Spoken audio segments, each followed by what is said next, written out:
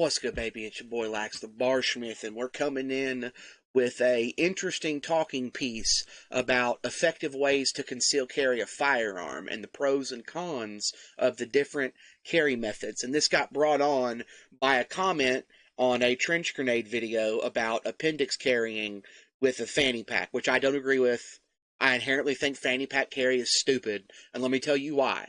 It's not the 1980s. A third of society is not walking around with a fanny pack and a Walkman. Alright? People don't wear those anymore unless they're Chinese tourists, really effeminate men, or men that are obviously carrying a firearm in their fanny pack. Are you a Chinese tourist, trench grenade? Do you look like an effeminate man, trench grenade? No. 99.9% of the population that knows guns exist are going to assume you have a gun in your fanny pack. You're basically open carrying. It's goofy. I'm sorry. But that's not even the real thing that I wanted to talk about. Fanny pack carry makes more sense to me than this form of carry. We got down into the comments and got looking at stuff. And then I saw this guy, where is it at?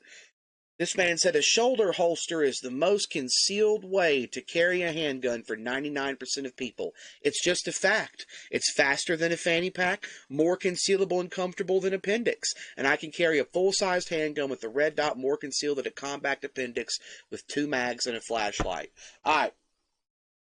Let's talk about shoulder carry rigs and why shoulder carry is antiquated, stupid, and makes no sense for 99% of the people that are carrying a firearm. Let me tell you why. Alright, the biggest thing about a shoulder carry rig, it's like a little backpack for your mags and your gun. For those of you that don't know what a shoulder carry is, it's literally a rig. You throw it over your shoulders. Your gun sits opposite of your dominant hand. Your mags sit opposite of your weak hand. Alright? So you would reload your mags from the left, you draw your gun from the left, reload your mags from the right. Alright? In theory, it makes sense. And at one point in history, with the kind of firearms that were available and the ways that society was carrying, the way that they were clothing themselves, shoulder holsters made more sense than they do now. Here's the biggest problem with the shoulder holster, though. If you're ever doing anything other than standing straight up when you draw your firearm, you're screwed. We're talking about concealment, right? If we're talking about concealment, that tells me from the jump one of two things.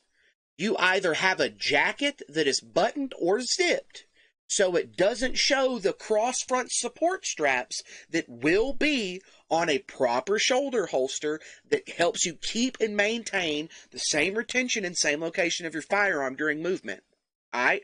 Or you're not using any kind of strap so you can openly carry in a suit coat or something like that, which means your guns are loosely moving around. Under any form of movement, your guns and mags are flapping. Your guns and mags are flapping. And here's another thing, too. If I get into a physical altercation with somebody, I'm right here doing this, pushing to keep somebody off of me. If I'm using my right hand, my knife's right there. I can get to my knife appendix. If I'm using my left hand, I can press forward, draw cover with my right, and still get a grip of my firearm and fight effectively. However, if I'm in a scuffle while I'm carrying a shoulder holster for concealment, which implies I have no front strap, because if you're carrying the front strap, it's like a fanny pack. You're not carrying concealed. We know that you have a shoulder holster and are carrying a gun there. Your cross straps say, I have a gun. It's carried in an inconvenient location. That's what cross straps on a shoulder holster tell me. And that's the most effective way to carry it. Shoulder holster carry for going out in the woods with a cross strap, your gun on you, is a comfortable way to carry that makes sense. But when it comes to carrying a defensive firearm, shoulder carry is stupid if we're talking about concealed carry. The moment you get in an altercation with anybody doing anything physical like this, your shoulders are moving. Your shoulders are the support system for the location of your firearm. This controls the location of your gun. The only way you control the location of your gun with appendix carry is on your hip. And it doesn't matter where it is on my hip, I know the location of that gun, regardless of how I'm turned, because it's pressed against my body in the same location, and if I'm right there, I can still snatch across and get my gun. If I'm doing all this, moving and grooving in a physical altercation with a shoulder holster, guess what's happening? Your gun is moving. It's in a location that's hard for you to grab if you're fighting, because the gun's moving, especially if you got to undo one of them stupid little crossover strap clips. You're cooked, bro. And even if you're not, if somebody's wrestling you and they see that you have a firearm, congratulations. The handle of your firearm is presented towards the person that's attacking you. Congratulations.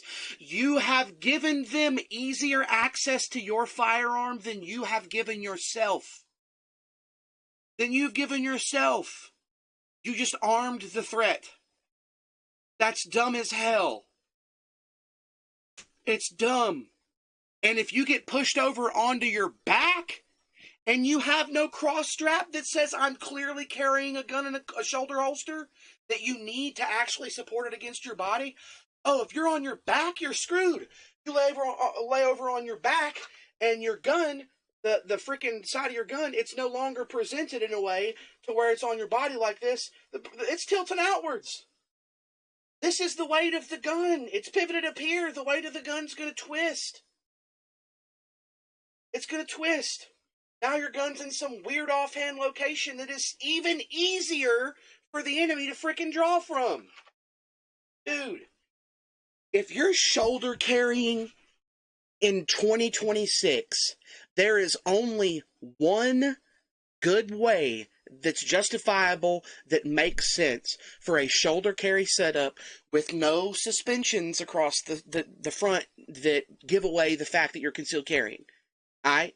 If you're in a shoulder carry in a holster that's loose and under your arms for comfort, you better be doing it in a place where you're sitting down all day. If you work an office job, I can kind of see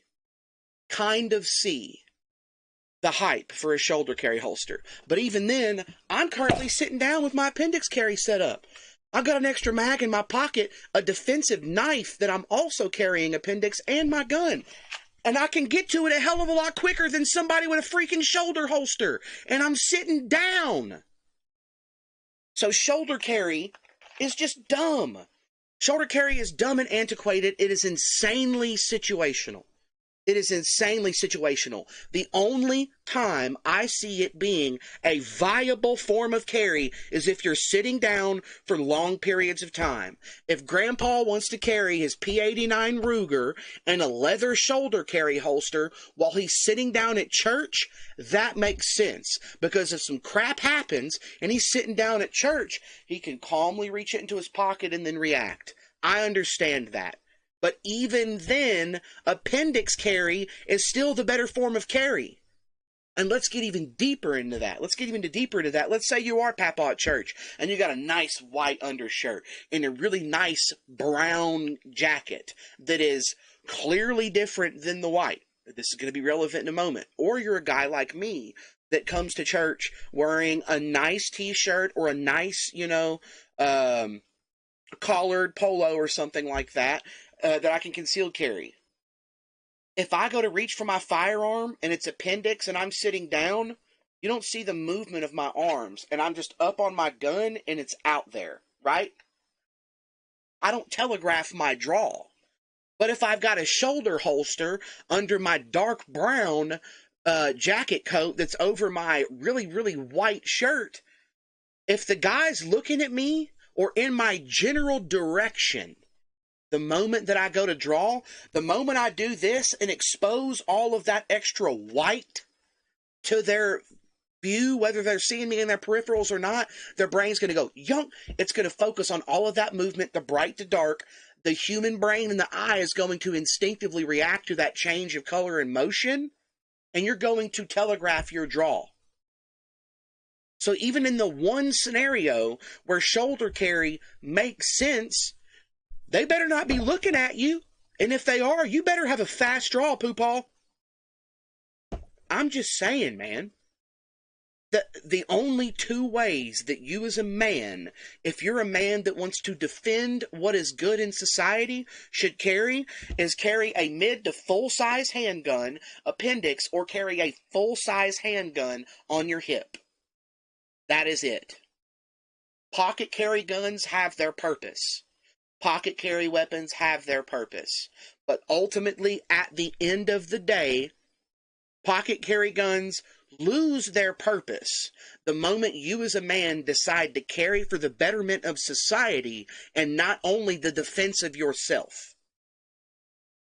If you want a "that's my purse, I don't know you" gun, that's the only way that you can fight, is in a "that's my purse, I don't know you" scenario. I want to be able to do a lot more than that. Elijah Dickens had to take shots at 40 yards on a guy with a rifle in a mall under stress and panic. The fuck I look like reacting to something like that with a Ruger LCP? Whether it was the Max 2.0 or not. Pocket pistols immediately lose their effectiveness past about 10 yards in the hands of 99% of the people that carry them. They're not fun to shoot. They're uncomfortable. You won't train with them near as much as you'll train with a mid-size or a full-size handgun. So not only is the weapon less efficient and less capable, you're less inclined to shoot and train with it, so you're going to be even less effective with an already less effective tool.